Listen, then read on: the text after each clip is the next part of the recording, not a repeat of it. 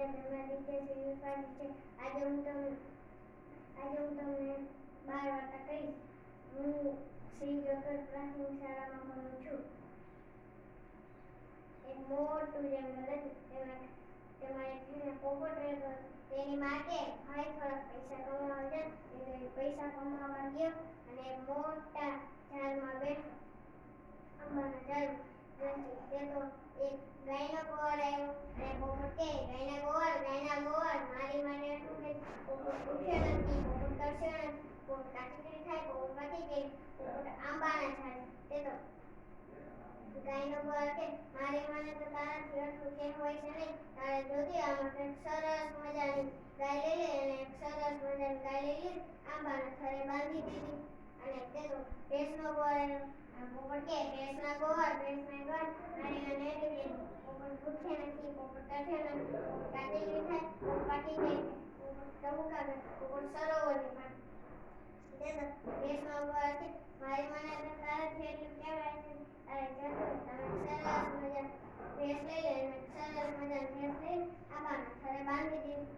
અને તે તો બકરાનો ગોવાળ પોપટ કહે, બકરાના ગોવાળ મારી મને એટલું કહેજો, પોપટ ભૂખ્યો નથી, પોપટ તરસ્યો નથી, પોપટ કાચી થાય, પોપટ પાકી ગઈ, પોપટ ટહુકા ગઈ, પોપટ સરોવરની પાસે. તે તો બકરીનો ગોવાળ કહે, મારી મને તો તારાથી એટલું કહેવાય છે ને.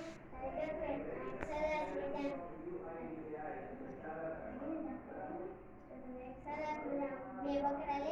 સરસ મજાની બે બકરા લઈ આંબાના થરે બાંધી દીધા. અને તે તો ઘેટાનો ગોવાળ મારી મને આટલું કહ્યું, પોપટ ભૂખ્યો નથી, પોપટ તરસ્યો નથી, પોપટ કાચી થાય, પોપટ પાકી ગઈ, પોપટ સરોવરની પોપટ ટહુકા ગઈ. ઘેટાનો ગોવાળ મારી મને તારાથી આટલું કહેવાય છે નહીં. સરસ મજાના બે ઘેટા લઈ લે. સરસ મજાના બે ઘેટા લઈ આંબાના થરે બાંધી દીધા. એ તો ઘોડાના ગોવાળે ઘોડાના ગોવાળ મારી મને આટલું કે પોપટ ભૂખ્યો નથી, પોપટ તરસ્યો નથી, પોપટ કાચી થાય, પોપટ પાકી ગઈ, પોપટ સરોવરની પોપટ ટહુકા ગઈ.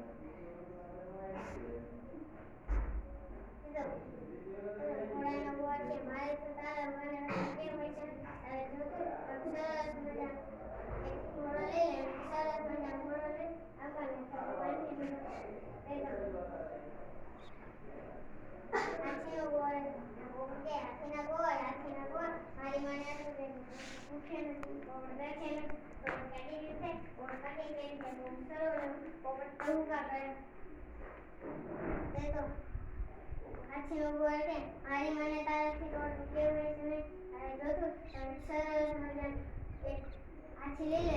સરસ મજાના હાથી લઈ અને આંબાના થરે બાંધી દીધો. અને તે તો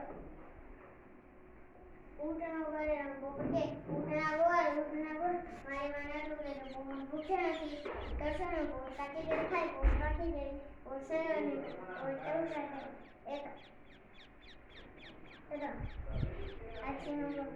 ઊંટનો ગોવાળ મારી મને તારાથી એટલું કહેવાય છે નહીં. તારે જોતું સરસ મજાનું એક ઊંટ લઈ સરસ મજાનું ઊંટ લઈ આંબાના થરે બાંધી બધાને લઈને મોટા શહેરમાં ગયો. અને બધાને વેચીને સોનું રૂપિયા થોડાક સોનું રૂપિયા નાકમાં, ચાંચમાં, પંખમાં બધાને લઈને ગયો. એના ઘરે ગયો. તે તો ઘરે જતો તો રાત થઈ ગઈ. અને પોપટ કહે, મા દરવાજા ખોલો. તો એની મા તો ઘરનું કામ કરીને થાકી ગઈ એટલે એને દરવાજો ખોલ્યો નહીં. તો એના કાકીના ઘરે ગયો. અને એના પોપટ કહે, કાકી દરવાજો ખોલો.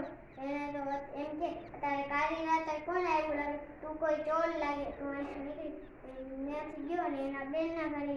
અને પોપટ કહે, બેન દરવાજા ખોલો. તે તો બેન કે અત્યારે તું કોઈ ચોર લાગે, અત્યારે કાળી રાતે તું ન આવ. તો તમે ત્યાંથી ગયો. બધા સગાવાળાના ઘરે ગયો. અને પાછમાં એક મોટી બા રહેતા.